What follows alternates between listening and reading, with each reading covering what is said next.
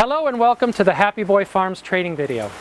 My name is Greg. I'm the owner and founder of Happy Boy Farms.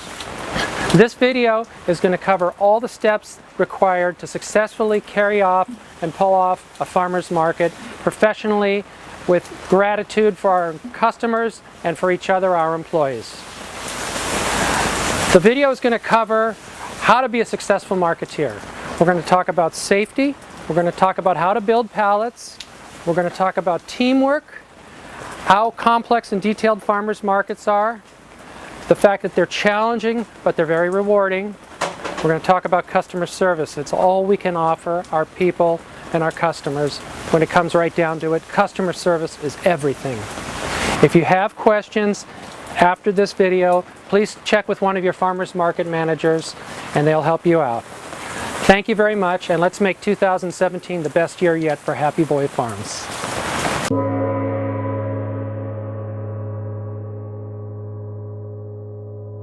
It's really important to give yourself at least 20 minutes extra before you're going to leave for your market.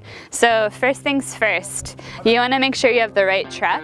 So the truck number is on the door and also on the back of the truck. Also, you want to make sure that you have your Happy Boy sign on both sides of the truck. Has your motor carrier permit number on. Other things you want to look at is your DEF fluid screwed on, and you're going to unscrew it, and then the DEF fluid you're just going to pour into. It's really imperative because if you start a truck with no DEF fluid, it actually will kill the engine and it won't start up. You want to check the tires, make sure they're all safe, actually get in there looking good. You want to make sure your diesel cap is actually screwed in on the truck. Other things you want to take into account is the height of your truck and also the width. All the trucks are a bit different and you want to make sure that you're aware of the truck you're driving that day.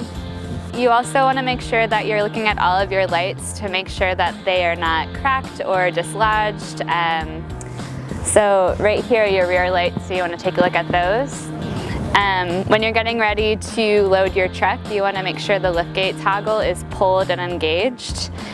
When you have done that, you can then lower your liftgate on the back of the truck right here. Once it hits the ground, you want to look for the handle, and you want to make sure that you're squatting and not going to hurt your back when you pull this out. You also want to be aware of your knuckles because they can scrape this part, and that really hurts when you do that.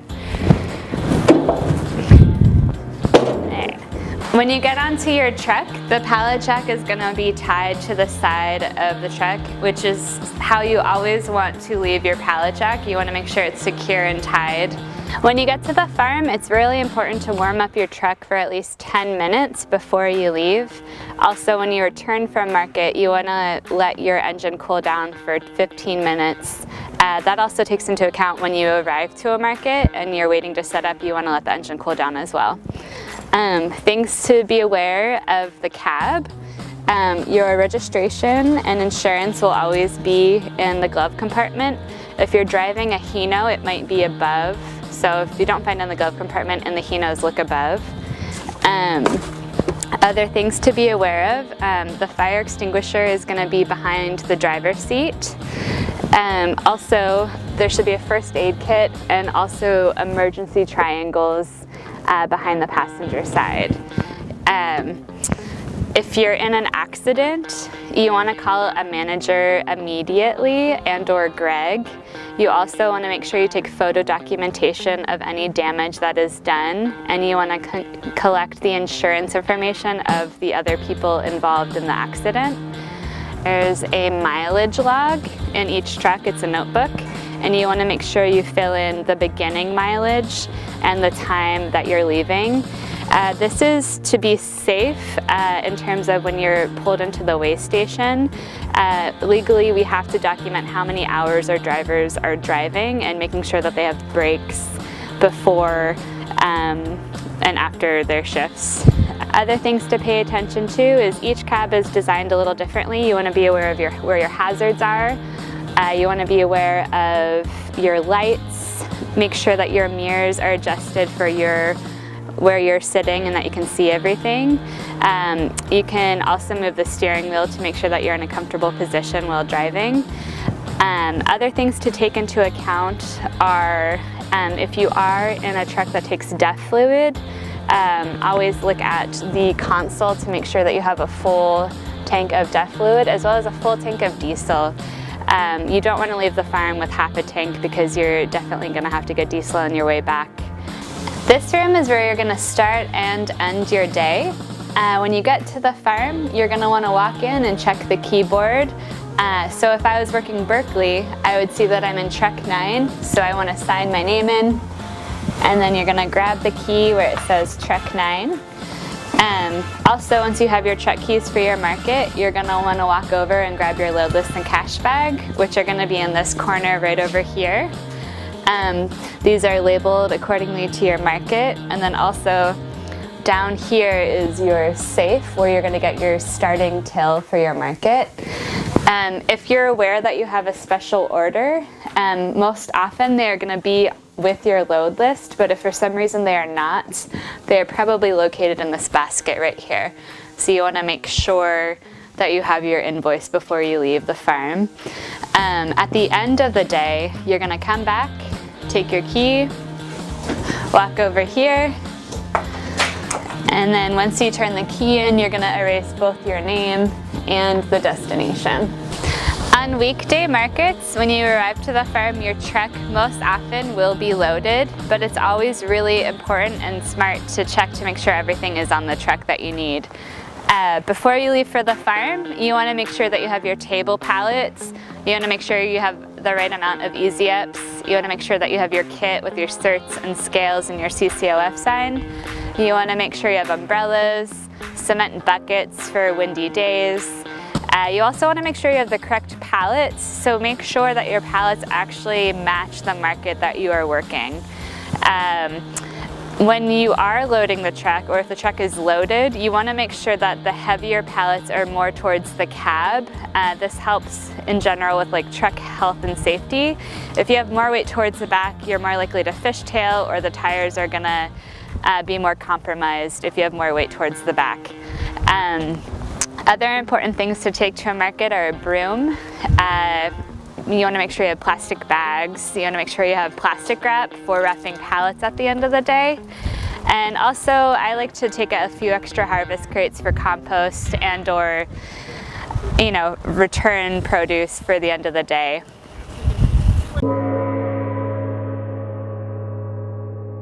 When you come back from market, you'll have to build these pallets if you have leftover product. So you want to distribute the weight evenly over the entire surface of the pallet. Don't put all the heavy stuff like squash on one side. It's a 5-way tie.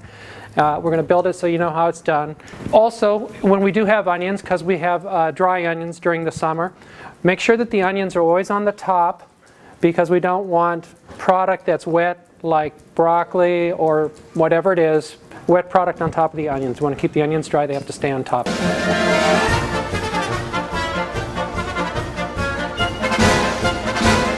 This is what we call a mixed pallet. And we got the heaviest things on the bottom, and now we're putting things like broccoli that are lighter, and then things like onions go on top. And so this is how a 5-way tie looks on a pallet. You folks at markets, when you're coming back, are going to have to do this. Make sure you keep your weight distributed evenly across the surface of the pallet. You'll have no trouble at all. We are here at the Happy Boy Farms fueling station. These are diesel tanks. This is where you'll fill your tanks at the end of the day when you come back to the farm. When you come here, you turn on the pump. It's an electric pump. Fill up your tank. Now there's a reading here, there's a gauge, and what we want to do, set the gauge to 0, because we meter the diesel that's being used. You have a before reading, and then you're going to take an after reading. And we have a log book here, and you're going to enter the date, along with the truck number, the reading before, the reading after, and the amount of diesel you used, and you're going to put your initials or your name. Now we have one rule that's non-negotiable, and that is when you're fueling your tank, you need to stay with the truck. Do not walk away. Do not pick up your cell phone. No texting. You're doing one thing only. You're fueling the truck. And the reason is because this is an extremely high volume pump. This is not like going to the gas station. You can walk away and in 20 seconds you'll have 30 gallons of diesel on the ground. You have to stay here and you have to watch what you're doing. This is critically important. When you're done and you filled this out, don't forget to take the nozzle out of the truck and put it back.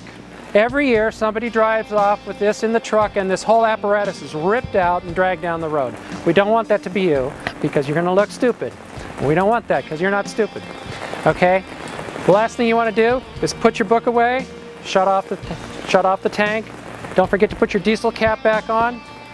Put your truck away. Put your key away. Go home and have a wonderful evening. Thank you.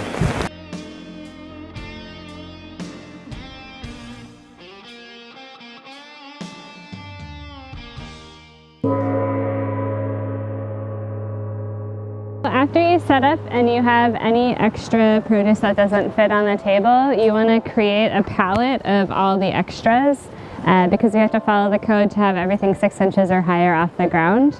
At specific markets, it's easy to just build a pallet and park it near sales so everybody's aware of what we have.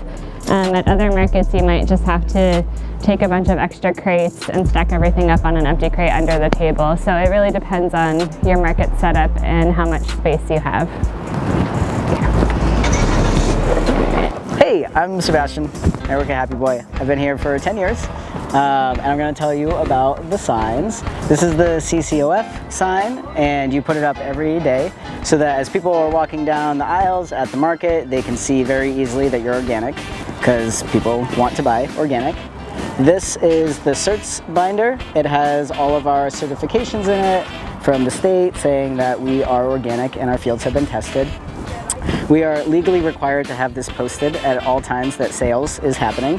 So you can't sell a thing without this binder being up. And this is a sign saying that we grow everything that we sell. This also has to go up. Okay, so now we're gonna hang the scale. The easiest way to do that is to wrap it around one of the crossbars of the Easy Up through this loop. And you grab a dish out of the tub that comes on the kit. And you want to make sure that the weight of the dish lines up perfectly to 0 on the scale, which this one does. That's great. You want to check and make sure that the certification is for the year that you are currently living in. And when you set up the scale, you want to make sure that the dish is far enough away from the table so that it doesn't hit right away. When you are weighing out a customer's purchase, you first look at it yourself and then you have to show them how much it weighs. And when you're setting up the dish, you also want it to be about waist height so that you can take vegetables off the table and put them in the dish, and it's just a very smooth ergonomic motion so you don't hurt your lower back, your shoulders, whatever. So now we're going to talk about rainy day setups, what to do when it's raining. On days that it's raining, you want to make sure not to use any tablecloths or any baskets because they will mold. You usually keep the kit parked on the truck. And there's a few items that we sell which should not be in the rain, such as the onions, anything that's pre-bagged, the salad. But for the most part, stuff can get wet. All of the roots, the bunch greens, broccolini, carrots, stuff like that. And then the last thing is those certs need to be bagged in a clear plastic bag so that they don't get wet and decompose. That's it. So when you're pallet jacking, you want to make sure that the pallet jack is in the center of the pallet. If you're encouraging one of the other sides, it's going to kind of tilt. So always make sure that you're centered. To engage, you want to push the lever towards the pallet, and then you're going to pump up the pallet. And when you're gonna go onto the liftgate, you wanna move on an angle and you wanna go towards this corner because you always wanna be aware of where your toggle is to actually use the liftgate. So what you're gonna do is you're gonna aim for the corner. You're gonna keep pushing forward but also rotating the wheel so that you land centered onto the liftgate. You also are then gonna rotate the wheel and put your arm through. And then you're able to reach the toggle, so then you can rise. When you're using the liftgate, you want to be aware of your feet at all times to make sure that it's not going to get smashed into the liftgate. And then you're going to pull the pallet on. And when you're actually pushing pallets, you want to be really aware of your wrists. You don't want to do this kind of movement. That's going to really hurt. And you want to be aware of this little friend that you have. This is really supportive. So you always want this against the actual pallet jack. And you want to move from your back and your core. You want to focus on your core when you're pallet jacking. So you never want to do this kind of stuff because you're really going to get carpal tunnel really fast. So you always want to kind of have your body weight as if you're going to run with the pallet jack. So once you have the pallet jack centered in the pallet, you're going to push the lever towards the pallet. That's going to then allow you to raise the pallet. And you can pump it a few different ways. You can use both arms. You can squat and do a little tricep exercise if you want. And know that they will roll if you're on a hill. So just be aware of all your surroundings. And then once you have it raised high enough, you're going to pull it out. And then you're going to have to rotate it. So you want to make sure that you allow at least a pallet length space so that you can actually rotate it. As you're rotating it, you want to make note that you can crank this all the way here, and you're going to actually be able to make a lot of turning radius. The turning radius is really efficient. Another rule I want to talk about when you are pallet jacking is if it's taller than you, you should always have somebody spot you. Or if it's really heavy, if it's a crate pallet and it's 5 or higher, you want to get a spot. It's just not worth the risk. When you're bringing a pallet out, like I said, if it's taller than you, you're going to have a spotter. Tawny is going to spot me. And a similar principle as getting the pallet on the truck is you want to work in a diagonal. And as soon as you hear the wheels hit the liftgate, you want to keep going out, but you're also going to start rotating. You want to make sure that the pallet cleared the liftgate so that it's not going to bump. And then you're going to come down.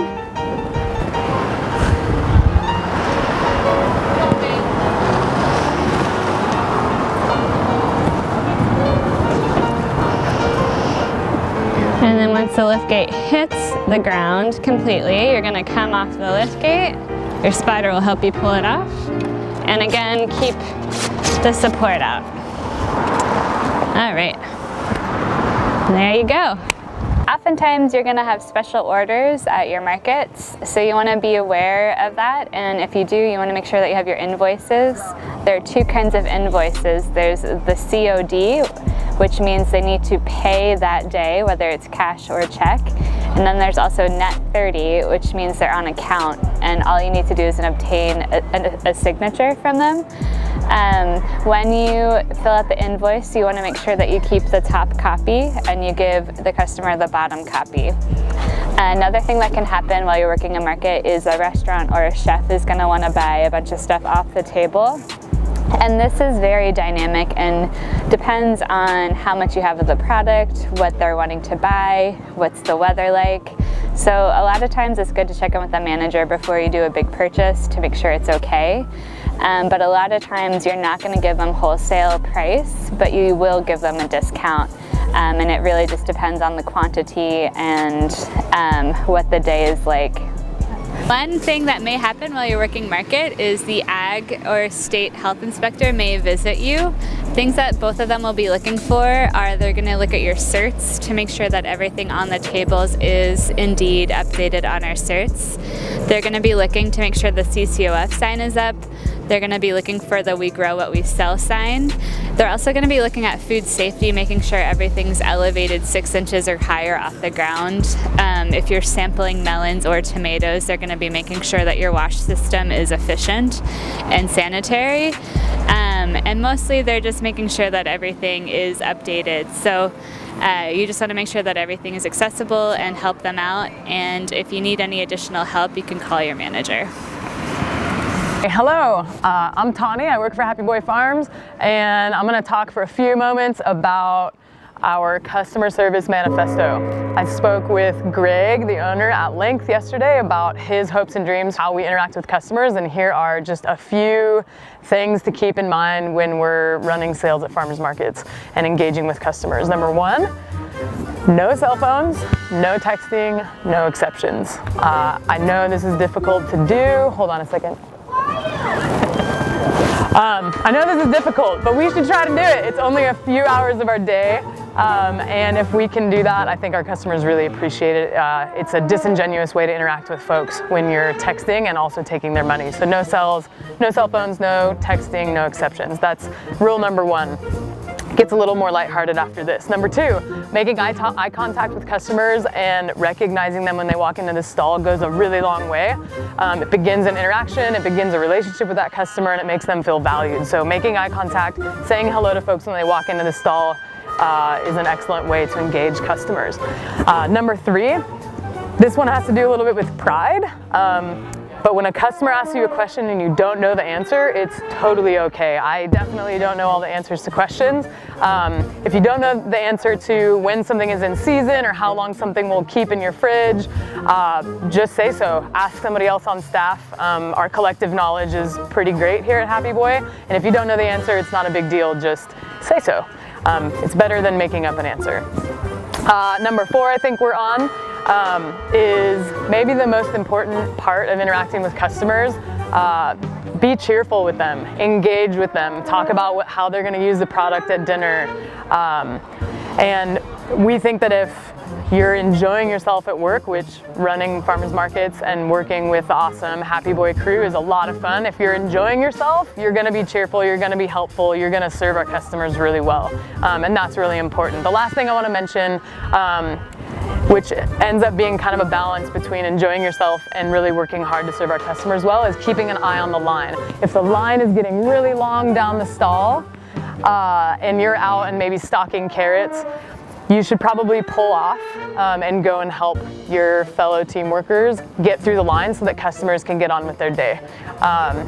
And I think that covers everything. I think the most important thing is to be engaging, be helpful, and keep in mind that serving our customers differentiates us from other farms that are selling similar product, and we want to offer excellent customer service whenever we can. And I'm standing here with Barbara.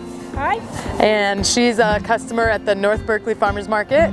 And you were just saying that you had some of our greens at Saul's down the way. I just had dinner at Saul's and I had a Happy Boy salad, and it was delicious. It's the first farm that I ever entered, and I love the way it's set up, and I love how friendly the folks are.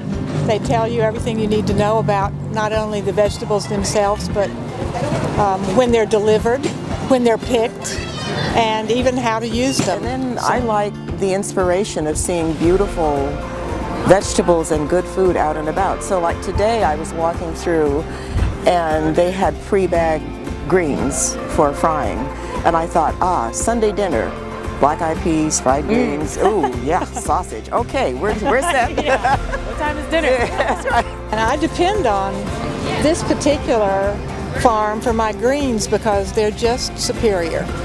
And particularly the rainbow chard, I can't recommend it highly enough. My feeling is that when you eat organic vegetables, what you're really eating is soil. You're eating the soil that it was grown in, and I can tell you there's good soil at this farm. Awesome, good soil. And of course, JB has been my best bud. I met her here and I just feel like she's like coming to see my sister on Thursday. It's just the consistency of the quality that I depend on, and the freshness that I also think is really important in order to have vitality that you're actually getting from the vegetable when you eat it. So when I eat a head of your chard, I spin around doing lots of things afterwards because I've got lots of energy. Awesome. I know, we're happy to do that for you. That's great. No, that's awesome. That's the whole point. What do you classify as good customer service? I think that good customer service is when a person looks you in the eye, like you're looking at me right now, and acknowledges you as an individual. I would say always look up at the customer and give the smile that I'm accustomed to seeing, and don't rush the transaction. It's kind of present with you for the time that you're having a transaction. Have the time to answer questions as you have in the past, and just if you're circling around, ask people if they have any questions about the vegetables or how to use them, and that to me that's about the whole deal. Great. So- Yeah. Hi, excuse me. Do you mind using these tongs? Absolutely. Thank you so much. I really appreciate you. Thank you. So what are you going to use your mixed greens for? I think I'm going to make a French ragu with these and use the greens as a base. Nice. Super flavorful. Yeah. Yeah, what's up? It says there's flowers. How come they're not in here? Oh, because the flowers are seasonal. Yeah. You think I get it for $5 then? You know, I wish, but it actually still costs us that much money to harvest it and wash it and bring it to market, so. Okay. Yeah. Well, it was nice talking to you. Excuse me. Do you have any basil? Basil's not in season until May. Sorry. Now we're going to talk about what to do when you return from market. On weekdays, it's important to call Nelson or text Nelson about 15 minutes before you're going to arrive to the farm. A lot of times, both Nelson and you will offload your veggie product if there's space on the cooler, and if not, you'll just leave the truck parked and you'll fuel up and then clock out. On the weekends, it's a little different. So on Saturday, when you return from market, you're gonna pull off all your product that you didn't sell, and then you're gonna organize them on pallets, designating one pallet per product. On Sundays, when you get back from market, you also will be organizing very similarly, but afterwards you're gonna roll it all into the cooler and wash it off and make sure that all the pallets are 6 inches away from each other so that they can cool off and we can resell it for the next market.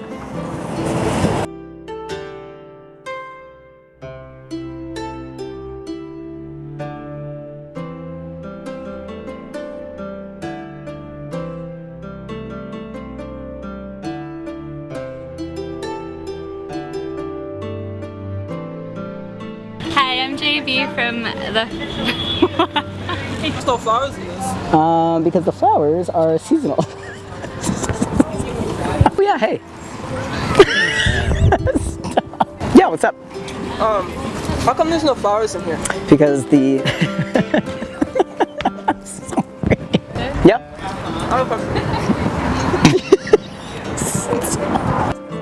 I really want this to work, come on.